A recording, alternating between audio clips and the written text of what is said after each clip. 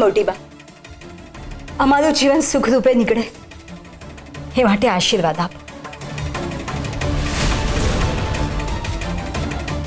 આ નિર્ણય માત્ર ધ્વનિતનો જ છે. આ નિર્ણય મારો નથી અને આને હું સ્વીકારતી પણ નથી. તું કદાચ ધ્વનિતની પત્ની બની પણ જાય ને, પણ તું આ મોટી બાની નાની વહુ ક્યારેય નહીં બની શકે રેવા. આ જન્મમાં તો નહીં જ બની શકે તું. એનો અર્થ એ થયો કે તમે કર્મને આધીન થઈને નિયતિને સ્વીકારવાને બદલે તમે સત્યથી દૂર ભાગી રહ્યા છો. તો તમે તમારા જીવનનું મહત્વ જ ગુમાવી દીધું મોટી બા. એક સ્ત્રી થઈને બીજી સ્ત્રી સાથે જો ન્યાય ન કરી શકે તો ધિક્કાર છે તમને ન્યાય બુદ્ધિ તરીકે સ્વીકારવાનો. બસ રેવા, હવે એક શબ્દ પણ નહીં બોલતી. તને કોઈ હક નથી મારા મોટી બાનું આ રીતે અપમાન કરવાનો. તને કોઈ જ હક નથી. અને ધ્વનિ, તું શું બોલી રહ્યો છે? તું આ શું બોલી રહ્યો છે? તું આટલી સરળતાથી તું સરગમને છોડી દઈશ? અરે આપણા પરિવાર સામે ને મોટી બા સામે તો જો, બીજા કોઈનો નહીં તો મોટી બાનો તો વિચાર કર. એમની તો મર્યાદા રાખ. તો શું કરું ચિરાગભાઈ, હું શું કરું તમે જ કહો. શું કોઈ બીજાનું હૃદય લઈને મારા શરીરમાં નાખવામાં આવે યોગ્ય છે? જિંદગી ભર એ અપરાધ ભાવ સાથે જીવ કે મારો જીવ બચાવવા માટે કોઈ નિર્દોષનો જીવ લઈ લેવામાં આવ્યો છે. મને એનો પસ્તાવો છે. હું આ બોજ મારા મનમાં લઈને ફરું કે પછી રેવા સાથે ન્યાય કરીને હું મારું નવું જીવન શરૂ કરું? બોલો ચિરાગભાઈ. તું આ જે બોલી રહ્યો છે ને એ મને કંઈ જ સમજાતું નથી અને મારે આ વિશે વાત પણ નથી કરવી.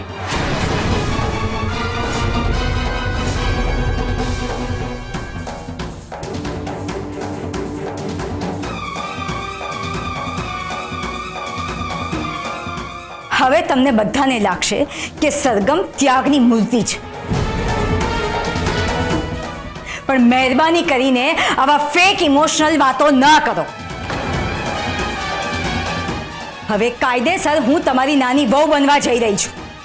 આ સત્ય સ્વીકારી શકો તો સ્વીકારી લેજો.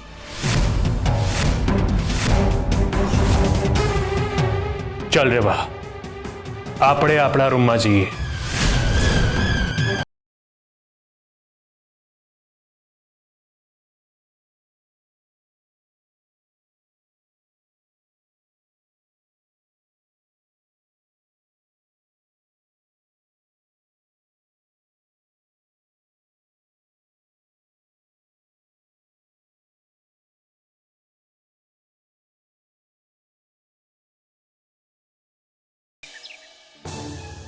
ધ્વનિતે આટલો મોટો નિર્ણય લઈ લીધો અને તું કઈ ના બોલી? Thank you so much Dhvanit. તે મને સમજીને મારું જીવન સુધાર્યું. તે મને મારો સમીર પાછો અપાવ્યો. મને ખુશી તો એ વાતની છે કે તે બધાની સામે મારો સ્વીકાર કર્યો.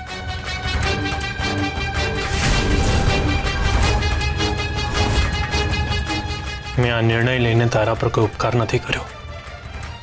તારી સાથે બહુ ખોટું થયું છે, એટલે આ નિર્ણય લેવો મારા માટે બહુ જ જરૂરી હતો. સરગમ, ત્વરિતને બચાવવા માટે ડોક્ટર સુભાષના મૃગજળમાં હું આંધળી થઈ ગઈ હતી અને મેં અજાણતા એક સ્ત્રી સાથે ખોટું કરી નાખ્યું. હું માનું છું કે મારી ભૂલ થઈ છે, પણ મારો ભગવાન મારી સાથે અન્યાય નથી કરી રહ્યો. મને વિશ્વાસ છે કે મારા જીવનની આ ખાલી જગ્યાને એ સંતોષથી ભરી દેશે. પણ અત્યારે તો મને એ વાતનો સંતોષ છે કે રેવા ધ્વનિતનો જીવ લેવા નથી માંગતી. મેં બહુ સમજી વિચારીને આ નિર્ણય લીધો છે. અજાણતા તો અજાણતા સરગમે તારી સાથે બહુ જ ખોટું કર્યું છે અને એની સજા એને મળવી બહુ જરૂરી છે. પણ એ મારી પત્ની છે. એને જે પણ કંઈ કર્યું મારા માટે કર્યું. મારો જીવ બચાવવા માટે જે તે સમયે એને જે યોગ્ય લાગ્યું એને એ કર્યું. એટલે આમાં હું પણ એટલો જ ગુનેગાર છું. એટલે સજા મને પણ મળવી જ જોઈએ. પણ તને ક્યાં આ બધી ખબર હતી? આ બધું એક છળ હતું અને તું તારી જાતને અપરાધી ના સમજતો. તે કંઈ જ ખોટું નથી કર્યું. જે કંઈ પણ કર્યું છે એ સરગમે કર્યું છે અને સરગમને એની સજા મળી ગઈ છે.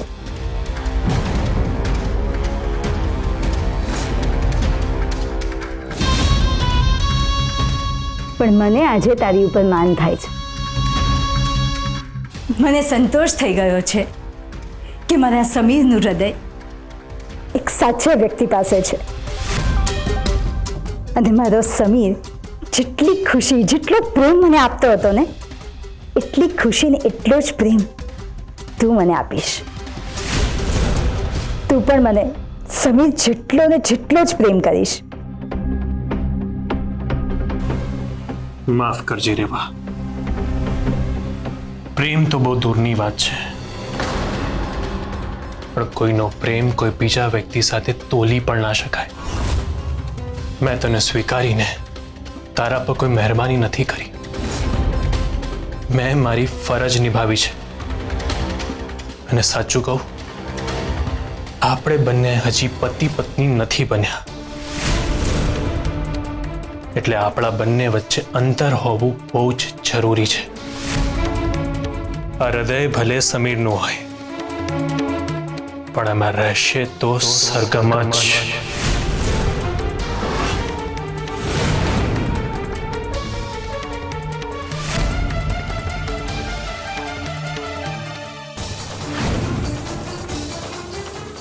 મને એ વાતની ખુશી છે કે સરગમને છોડીને તે મને સિલેક્ટ કરી.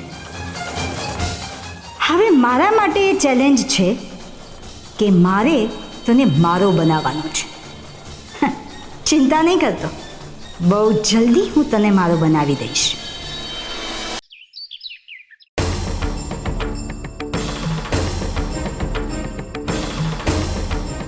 રેવા મેડમ, ગઈકાલે જે ડિઝાઇન સિલેક્ટ કરવાની હતી એ થઈ ગઈ? શું થયું? તું કેમ આ રીતે મારી સાથે વાત કરે છે?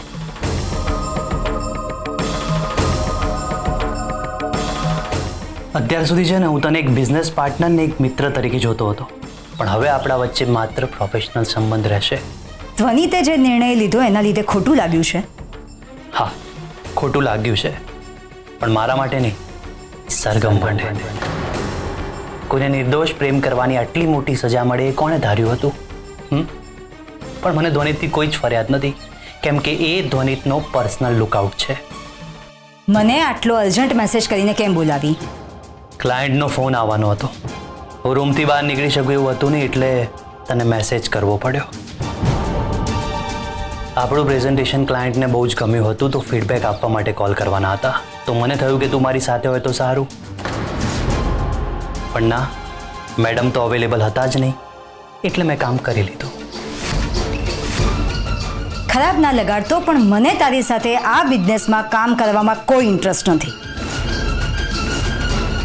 હા, મન મારીને સાથે રહેવું એના કરતાં અલગ થઈ જવું સારું. અને એમ પણ મને જ્યારથી તારી હકીકત ખબર પડી છે ને, ત્યારથી તારા માટે બહુ જ ખરાબ લાગ્યું છે. તું મને તારી પત્ની બનાવવા માંગતો હતો ને? તું અને તારી મમ્મી બંને પ્રયત્ન કરી રહ્યા હતા, મને ખબર છે. પણ મને તારા માટે ક્યારેય આવો વિચાર નથી આવ્યો, અને તું પણ તારા મગજમાં આવો વિચાર હોય ને તો એ કાઢી નાખજે, કારણ કે હું તારી સાથે ક્યારેય લગ્ન નહીં કરું.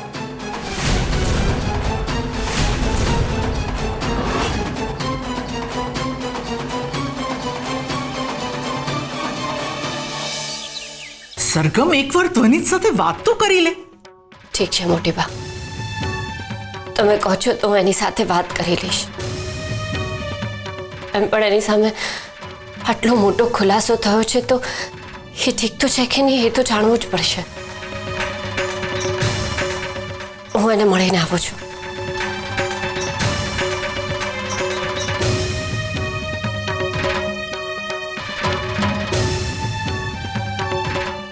સરગમ, મને અંદાજો પણ નહોતો કે તું આટલી પડી જઈશ. બસ કરો લજ્જા વહુ. તમે સારી રીતે જાણો છો કે સરગમ તો આ વાતથી જ અજાણ છે. મોટી બા, અજાણતામાં પણ આટલી મોટી ભૂલ તો ના જ થાય. ક્યાં સુધી તમે તમારી નાની વહુની ભૂલને આવી રીતે ઢાંકતા રહેશો? તમે બહુ ગર્વ કરતા હતા ને એના પર. એણે ગેરકાયદેસર કામ કર્યું છે એ તો તમે કબૂલ કરશો કે નહીં? અને તો પણ તમે એનો સાથ આપી રહ્યા છો. લજ્જા આંટી, હું તમને હાથ જોડીને માફી માંગુ છું અને માફ કરી દો. પણ હું સાચે જ આખી વાતથી અજાણ હતી અને એ સમયે મારી નજર સામે ફક્ત એક જ વાત હતી કે મારે ગમે તેમ કરીને ત્વરિતનો જીવ બચાવવો છે. એનો જીવ બચાવીને પણ શું કરી લીધું તે? હા,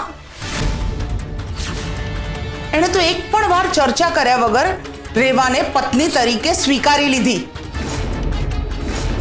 તે જેને બચાવવા માટે આટલું મોટું પાપ તારા માથે લીધું, એ વ્યક્તિએ તો તારી કદર પણ ના કરી. એ ઉપરથી સાબિત થાય છે કે એના મનમાં તારા માટે કોઈ લાગણી જ નથી. મોટી બા, આવું ગેરકાયદેસર કામ કરનાર સ્ત્રીને આપણા ઘરમાં ન રાખી શકાય. સરગમ, તું જા. જ્યાં જતી હોય ત્યાં જા. અહીંયા ઊભા રહેવાની કોઈ જરૂર નથી. જા. સરગમ, આ ઘરમાંથી તું નીકળી જજે, ને તો ધક્કા મારીને તને કાઢતા પણ હું વિચાર નહીં કરું. હાથ જોડું છું લજ્જા વહુ તમને. મહેરબાની કરીને આવું નહીં બોલો. અરે જોતા નથી તમે, એ તૂટી ગઈ છે, હારી ગઈ છે. એની હારનું કારણ પણ બધું એનું જ કરેલું છે.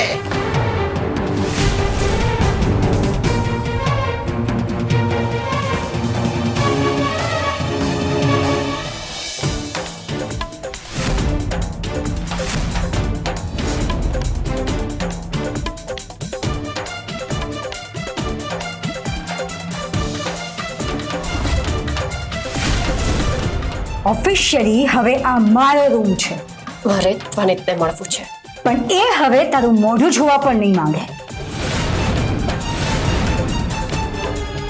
તું ભૂલે છે, હજુ સુધી અમે લોકોએ ડિવોર્સ નથી લીધા, એટલે પત્ની તરીકે હજુ પણ મારો જ અધિકાર છે. એ તારો પતિ કેટલા સમય? એ તારો પતિ તો છે, પણ એના મોઢે જ એણે કહ્યું છે કે તારો હવે એની ઉપર કોઈ હક નથી. તારો હવે એની સાથે કોઈ સંબંધ નથી. રૂમમાં તારો જે સામાન હતો એ સામાન આ બેગમાં પેક કરી દીધો છે. એ લે અને અહીંયાથી નીકળ. એને તને પત્ની તરીકેનો અધિકાર આપ્યો છે, પત્નીનો પ્રેમ નથી આપ્યો. એ પ્રેમ પણ બહુ જલ્દી મળી જશે. તું તો બધું જ હારી ગઈ ને. પ્રેમ, સન્માન, પત્ની તરીકેનું પદ. તારી પાસેથી તો અધિકાર પણ ગયો અને પ્રેમ પણ. તો હવે કયા હકથી ધ્વનિતે મળવા માંગે છે? પ્રેમની વાત તો તું ના કરે એ જ સારું છે. પ્રેમ ક્યારેય ક્યાંય નથી જતો, એ અખંડ હોય છે. અને મને મારા ધ્વનિતના પ્રેમ ઉપર પૂરો વિશ્વાસ છે કે ક્યારેય ખંડિત નહીં થાય. પ્રેમ એ શ્રદ્ધાનું બીજું નામ છે. દરેક વ્રત, તપ, પૂજા, પાઠ, મારી દરેક પ્રાર્થનામાં માત્ર મારા ધ્વનિતને માંગ્યો છે. મારો પ્રેમ અદ્વિતીય છે અને મારી શ્રદ્ધા અતૂટ છે. હજી તું તારા મનને કેટલું મનાવીશ સરગમ? તારો તો પ્રેમ પણ ગયો અને શ્રદ્ધા પણ. હવે તો તું આંખો ખોલ. રમવા રહેવાથી સાચું ખોટું અને ખોટું સાચું નથી થઈ જતું. આંખો ખોલવાનો વારો તો હવે તારો છે રેવા. કોઈ વ્યક્તિને પામી લીધો એટલે બધું જ પામી લીધું એવું નથી હોતું. અને ધ્વનિતે જે નિર્ણય લીધો છે એનું હું માન રાખું છું, કારણ કે એને જે પણ નિર્ણય લીધો છે એ પોતાની ફરજ સમજીને લીધો છે. તારી સાથે ખોટું થયું અને એટલે કદાચ તું એવું વિચારતી હોય કે આ બધું કરીને તારા નુકસાનની ભરપાઈ કરી રહી છે. એ તારો સંકુચિત વિચાર છે અને એમાં હું કંઈ નહીં બોલું. પણ ધ્વનિતના મનમાં મારા માટે પ્રેમ કાયમ રહેશે. જીદ કરીને વ્યક્તિને પામી શકાય, એના મનને નહીં. અને એટલે ધ્યાન રાખજે મારા ધ્વનિતનું.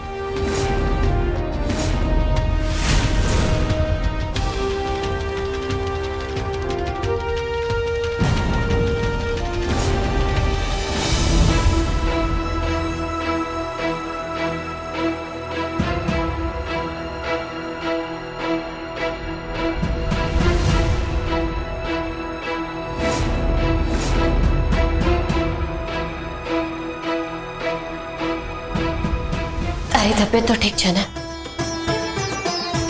હા, હું એકદમ ઠીક છું. મને શું થવાનું? અચાનક તારી સામે આટલી બધી વાતોનો ખુલાસો થયો એટલે મને તારી ચિંતા થઈ. હું તને મળવા પણ આવી હતી, પણ તારે ચોખટ કરવાની કોઈ જરૂર નથી. મને ખબર છે કે મારા નિર્ણયના કારણે તો દુઃખી થઈ છે, પણ રહેવા માટે ન્યાય કરવો બહુ જ જરૂરી હતો. ના, હું દુઃખી નથી થઈ. મને સજા મળી અને રેવાને ન્યાય, એમાં કંઈ જ ખોટું નથી. એનો અર્થ એમ નથી કે હું તારા પ્રેમને માન નથી આપતો. રેવા માટે માત્ર સંબંધ છે, પ્રેમ નથી. તું ચિંતા ના કરતી. તને જ્યારે પણ જરૂર હશે તો તારા માટે હું હંમેશા તારી આસપાસ જ હોઈશ. ત્યારે ક્યાંય જવાની જરૂર નથી. તું અહીંયા રોકાઈ શકે છે. થેન્ક યુ સો મચ કે તે મારા માટે આટલું વિચાર્યું. અત્યારે મોટી બાને મારી જરૂર છે એટલે હું અહીંયા જ રહીશ. પણ તું ચિંતા નહીં કરતો. થોડાક જ સમયમાં હું તમને બંનેને સંપૂર્ણ મોકળાશ આપી દઈશ. હવે મને તારા અને રેવાના જીવનમાં કોઈ રસ નથી.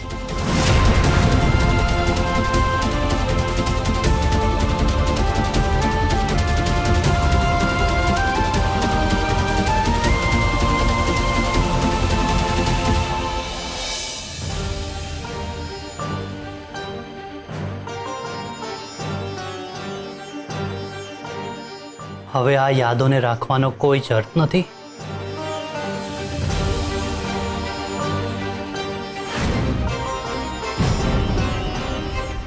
ચિરાગ,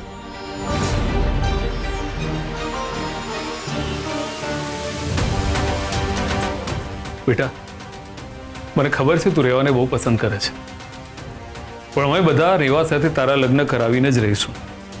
તું આ રીતે હિંમત હારી જાય કઈ રીતે ચાલશે બેટા? જવા દો ને પપ્પા. એણે એના જીવનનો નિર્ણય સંભળાવી દીધો છે. એણે નિર્ણય સંભળાવ્યો છે, પણ તારે હજી નિર્ણય કરવાનો બાકી છે. તારે લડવું પડશે તારા પ્રેમ માટે. તારા પ્રેમની આડે ધ્વનિત આવીને ઊભો છે, એટલે તારે અડચણને સમજદારીપૂર્વક દૂર કરવી પડશે બેટા. કોની સામે લડું પપ્પા? કોની સામે? મારા ભાઈ સામે? તારા ભાઈ સામે લડવાની વાત નથી, અસત્ય સામે લડવાની વાત છે.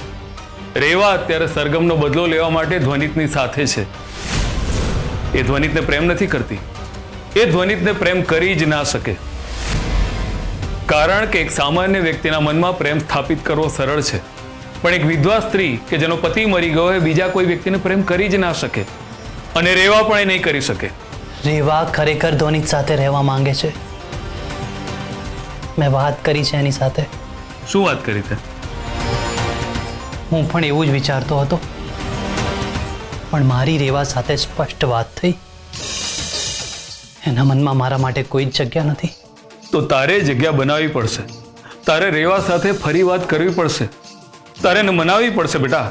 પપ્પા, કોઈ મને પસંદ ન કરતું હોય છતાં એની પાછળ જવું ને એને મૂર્ખામી કહેવાય. પોતાની જાતને ભૂલી જાઉં એના કરતાં મારી સાથે જે ઘટના બની છે ને એને ભૂલી જવું સારું.